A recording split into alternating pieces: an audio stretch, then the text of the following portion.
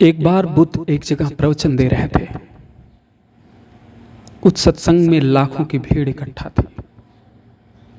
अचानक उस भीड़ में एक पुरुष खड़ा हुआ और उसने बुद्ध के खिलाफ गालियां बकनी शुरू कर दी।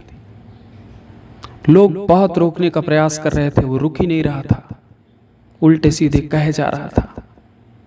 अंत में बुद्ध ने कहा उसे बोलने दो, आप लोग शांत हो जाइए।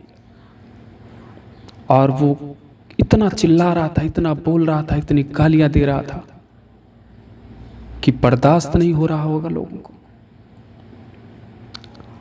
अंत में वो इससे भी संतुष्ट नहीं हुआ और वो बुद्ध के पास गया। उसने और गालियां बकी, बहुत गालियां दी और अंत में उसने बुद्ध के ऊपर थूक दिया। बुद्ध के बगल खड़े उनके शिष्य आनंद को क्रोध आ गया। वो मारने के लिए दौड़े, बुद्ध ने मना किया, कहा मत मारो इसे। आनंद ने कहा कि आपका अपमान कर रहा है, आपको गालियां दे रहा है, इसने आपके ऊपर थूक दिया, आपके शरीर को अशुद्ध कर दिया, आपका अपमान किया है लाखों के बीच, आपको गालियां दी हैं और आप कह रहे हैं इसे मत मारिए, इसे छोड़ दीजिए, मुझे आदेश दीजिए, मैं इसे मारूंगा, मैं इसे दंडित करूंगा क्योंकि इसने हमारे गुरु का अपमान किया है। बुद्ध को हंसी आ गई। बुद्ध ने कहा यह मारे जाने लायक नहीं है, इसे दंड दिए जाने लायक नहीं है, ये दंडित नहीं किया जाने लायक है, इसके ऊपर तो मुझे दया आती है। यह दया का पात्र है क्योंकि इसके अंदर इतना ज्यादा क्रोध, इतनी ज्यादा ईर्ष्या, इतना ज्यादा द्वेष भरा था कि जिसको ये अभिव्यक्त नहीं कर पा रहा था, जिसको ये प्रदर्शित नहीं कर पा रहा था, इसीलिए इतना ज्यादा ये उद्विग्न हो उठा। अचानक प्रवचन में खड़ा हो गया, गालियां देने लगा, उससे भी इसका क्रोध बाहर नहीं आ सका। फिर ये मेरे पास आया, इसने थूक दिया और इससे भी बात नहीं बनी। फिर ये हाथ पैर मारने लगा और अंत में थक करके शांत हो गया। दया आती है मुझ पे कि अपनी बात न कह पाने की वजह से अपने आप को अभिव्यक्त न कर पाने की वजह से इसकी ये स्थिति हुई है। दया आती है मुझे। बुद्ध के इस कहानी को अगर हम देखें तो आज भी पूरी तरह से सत्य है। इस संसार में हर आदमी क्रोध का शिकार है। क्रोध व्यक्ति के अंदर दबी हुई इच्छाओं का एक अंबार है। जब व्यक्ति अपनी इच्छाएं, अपनी भावनाएं, अपनी आकांक्षाएं व्यक्त नहीं कर पाता, तब वो उसे द्वेलित करती हैं, वो उसे टेम्परेट करती हैं, वो उसे उकसाती हैं, जिससे उसका शरीर उसके नियंत्रण में नहीं रहता।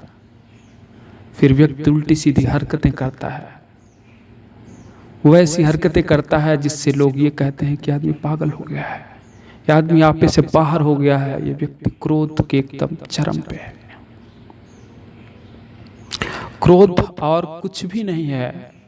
जो आप सोच रहे हैं, जो आप समझ रहे हैं, या जिस भी चीज के बारे में आपके दिमाग में विचार चल रहा है, उसका अभिव्यक्तिकरण नहीं हो पा रहा है, यही क्रोध है। और हर व्यक्ति यहाँ दबी हुई आकांक्षाओं का, दबी हुई इच्छाओं का शिकार है। उसे कोई ऐसा व्यक्ति नहीं मिल रहा है जहां पे वो अपनी इच्छाएं व्यक्त कर सके, क्योंकि इच्छा व्यक्त करने के बाद उसको डर है कि कहीं लोग उसका मजाक न उड़ाएं, कहीं लोग उसका लतीफा न बना दें, कहीं लोग उसको कमजोर न समझ लें। क्योंकि यहाँ हर आदमी की दोहरी जिंदगी है, हर आदमी दोहरी जिंदगी जी रहा है, बाहर कुछ और, अंदर कुछ और। आदमी वो नहीं होता जो वो दिख रहा होता है, आदमी वो होता है जो वो छिपा रहा होता है। अगर आप उस छिपे हुए को बाहर नहीं ले आ पा रहे हैं तो निश्चित रूप से जानिए कि आप उस क्रोध के शिकार हैं। वो क्रोध के रूप में जो आग दबी हुई है वो कभी न कभी बाहर आएगी, और जब वो बाहर आएगी तो महाविनाश करेगी, आपके संबंधों को खराब करेगी, आपके जीवन को खराब करेगी।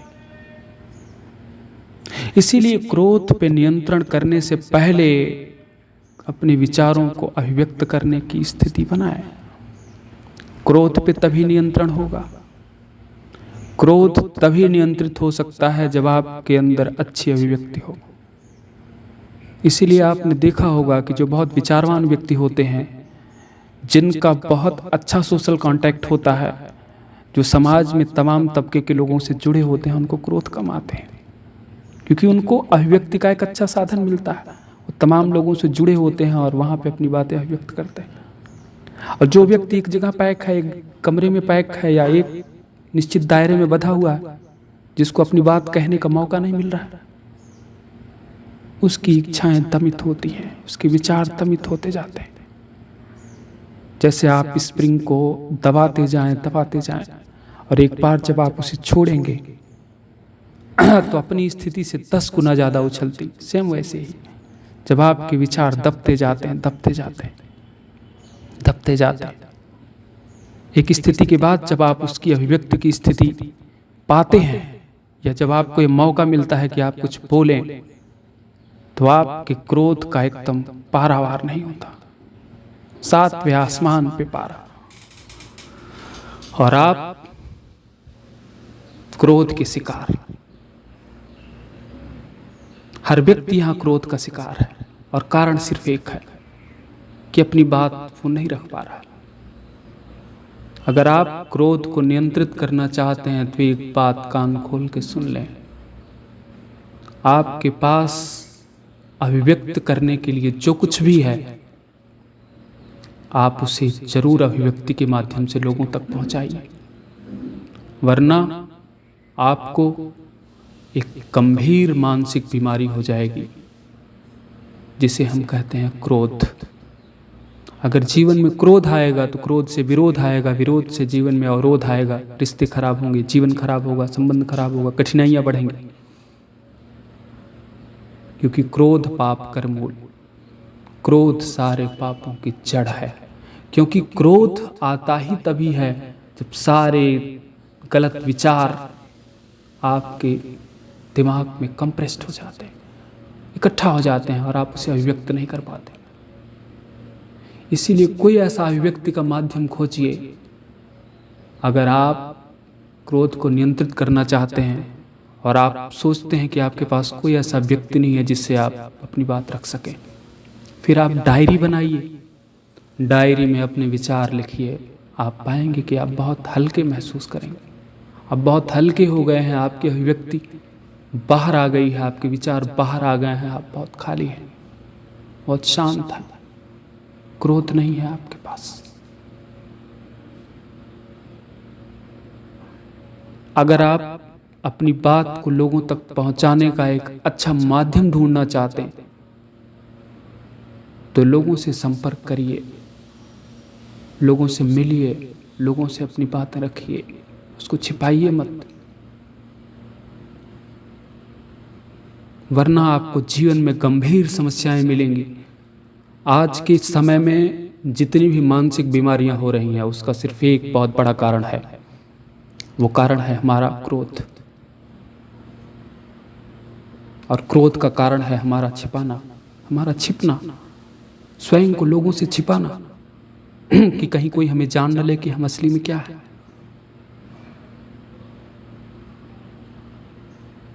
अगर हमारी असलियत लोगों को पता लग जाएगी तो हमारा सम्मान कम हो जाएगा, हमारा ओहदा कम हो जाएगा, हमारे जीवन में हमारी स्थितियां कमज़ोर हो जाएंगी, संबंध खराब हो जाएंगे, हमारे विचार जान लेंगे लोग तो हमें सम्मान देना नहीं, हमारा सम्मान कम हो जाएगा, हमें सम्मान देना कम कर देंगे, लोग इज्जत नहीं करेंगे, लोग मेरी बात नहीं मानेंगे, तमाम तरह के विचार आते हैं दिमाग में। लेकिन मुझे लगता है कि इन सब सारी चीज़ों को छोड़ करके आपको क्रोध को नियंत्रित करने के लिए एक अभिव्यक्ति का साधन चुनना चाहिए, चाहे वो व्यक्ति हो, चाहे वो लेखन के माध्यम से हो, चाहे सोशल मीडिया के माध्यम से हो। आपके विचार बाहर आने चाहिए, आपको हल्का होना है, आपके विचार बाहर आने चाहिए। आपके विचार बाहर आएंगे, आप जैसे ही होंगे पाएंगे कि क्रोध एकदम ही समाप्त है, आप एकदम शांत, कूल। और कोई दूसरा तरीका नहीं है। आज के समाज में जितनी भी डिप्रेशन की समस्या है, जितनी भी आत्महत्या की समस्याएं हैं, जितने भी विवाद की समस्याएं हैं,